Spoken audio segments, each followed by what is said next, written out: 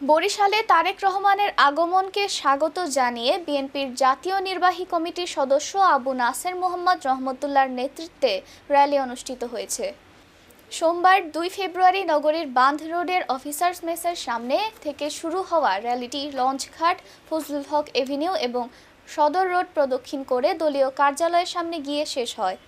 র্যালিতে নেতাকর্মীরা দলীয় পতাকা, ব্যানার এবং ফেস্টুন নিয়ে অংশ নেন।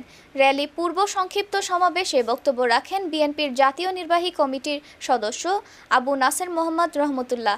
এ সময় তিনি বলেন, শহীদ রাষ্ট্রপতি জিয়াউর রহমানের আদর্শে উদ্বুদ্ধ এবং খালেদা জিয়ার আপোষহীন নেতৃত্বের ধারাবাহিকতায় তারেক রহমান জনগণের ভোটাধিকার পুনরুদ্ধার, গণতন্ত্র প্রতিষ্ঠা ও আইনের শাসন নিশ্চিত করতে নিরলসভাবে কাজ করে যাচ্ছেন।